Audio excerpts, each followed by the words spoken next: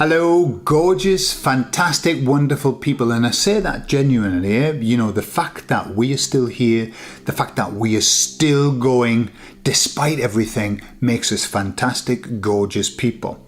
Today I'm going to talk about demon possession and what that's all about. I'll tell you all about it on the other side.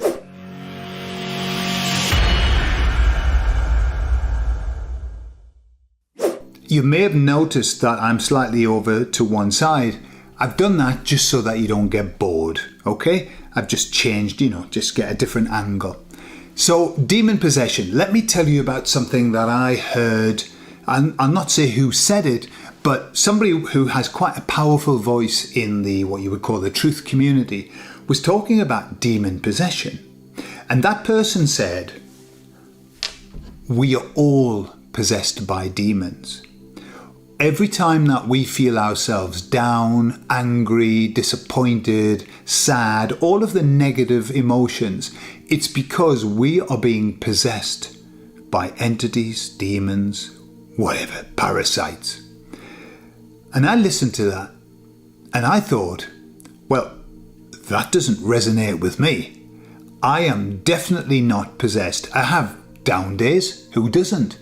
But I'm not possessed by demons, and that I'm certain of.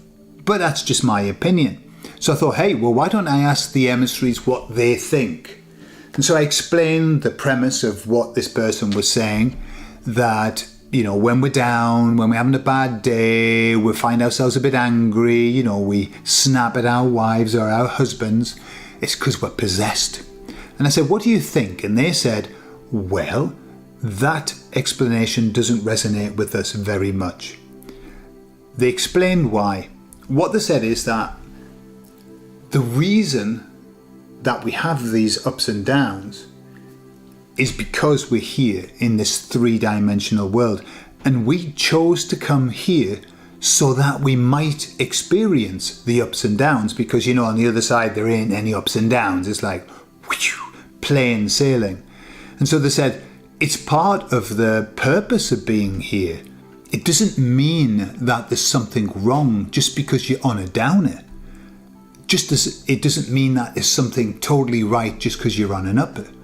That's just the way that this experience is. It's an up and down experience that we have, where we learn from our downs and we enjoy our ups. And we do learn from our ups as well, but we learn more from our downs. However, the emissaries went on to say, does that mean that nobody's possessed by demons? They said, no. There are people who are possessed. And they said, on the converse side, there are people who are possessed by light beings, by good beings, or whatever. But that doesn't take away from the human factor, which is that. Remember, we've got to do this, because if we do that, we are dead. Okay, so that's what life's all about.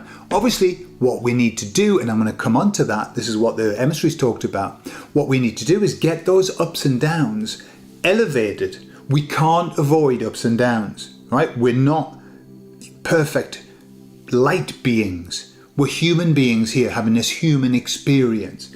But we can elevate our ups and downs so that we go from fantastically well to, hey, great. Fantastically well to great, rather than okay, shit. Yeah, that's all. We've got to elevate it. How do we elevate it? So the emissaries reminded me of the book of Ra and what it says about service to others, service to self. And what it's saying is, it's just a mathematical thing. It's a frequency measure. And so what happens is, if we are 51% service to others, then we're on the positive side, right? Now, if you want to use a metaphor, and I think, we've got to be careful with when we put into solid, ideas, demons and angels and possessed and whatever. What they're saying is, when we are 51% and above, we are in a frequency of light. And that's 51% of service to others. How does that manifest itself? Well, in how we behave, in the actions that we take. obviously the higher we are in service to others, the better we're going to feel. Basically, that's the truth. And the lower that we're in service to self, the worse that we're going to feel. Where would negative beings reside? Well, they reside in the service to self, of course. And where do light beings, where can they resonate better? When we're in service to others.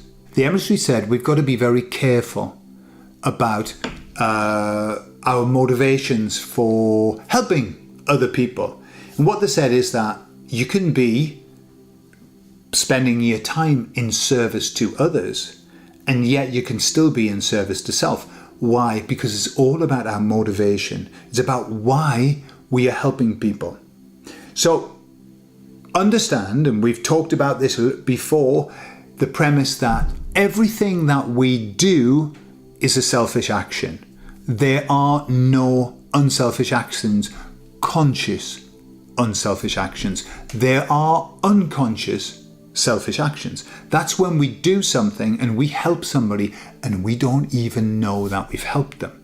And it's only later, perhaps, when the person said, you know, I had a conversation with you and you said this, and that completely changed how I looked and I felt so much better. And you think, I can't remember. You know, in the conversation that Jesus has in the Bible, that's when he talks about, you know, when did we prophesy in your name? When do we do these good deeds in your name? We don't remember.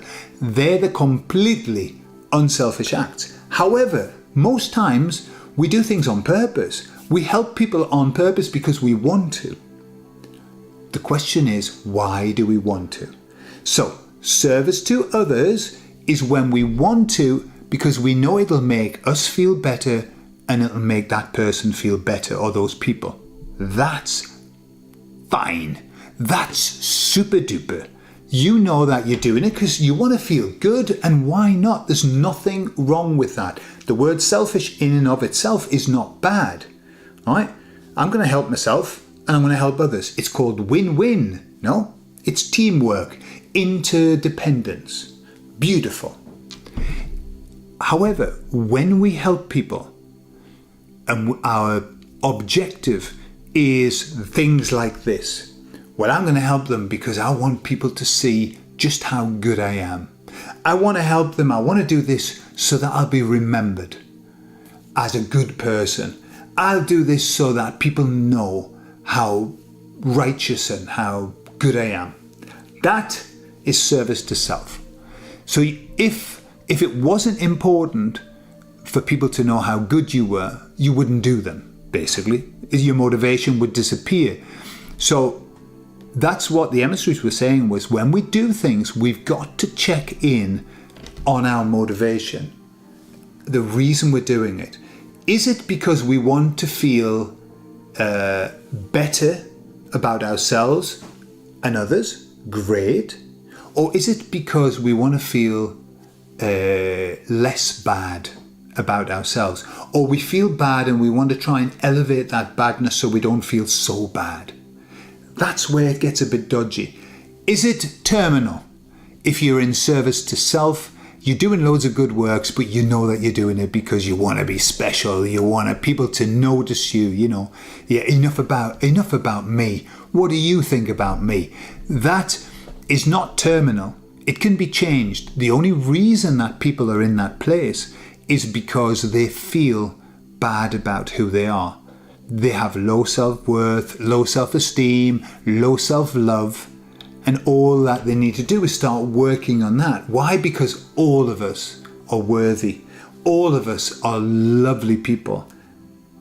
All of us have the worth to exist. And so we don't need people to tell us or to show us or to make us feel worthy, because we already are. We were born with worthiness. We just forgot it, or it was beaten out of us, or it was programmed out of us, or it was MK Ultra'd out of us.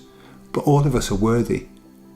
And so it doesn't matter that you do things with the wrong motivation for the moment, because you can change it like that just by doing the work on yourself. Remember, the awakening process, the biggest job we've got is to work on ourselves. That's all. Get ourselves into a good place. Start feeling good about who you are. Now, the people who are demonized, The people who really have handed themselves over on purpose and are doing it on purpose, well, they're another story. I want nothing to do with them. Don't want them to be in my life. Don't want to hang around with them. And in fact, we know who they are because they are the horrible, stinking, dirty, low-life, stinking bastards that are causing all of the problems for us in this world. Yeah, bottom line. So, let's get possessed by good. Let's push ourselves up into the service to others. Let's get into the 75%. Hey, 100% service to others. That would be lovely. Is it achievable? I don't know. Have I been there before? I don't know. Maybe at moments. But I don't think it's as an average, I don't think we're up there. I think we do have moments. But as long as we're over 50% then we are singing and dancing. Everything is wonderful. Where do you think you are? What do you think your motivations are for everything that you do? It's worthwhile asking, it's worthwhile reflecting, and maybe there's some work that we need to do. I know certainly for me, at times, there's work that I need to do. I love you all, and I'll speak to you all later. Bye-bye.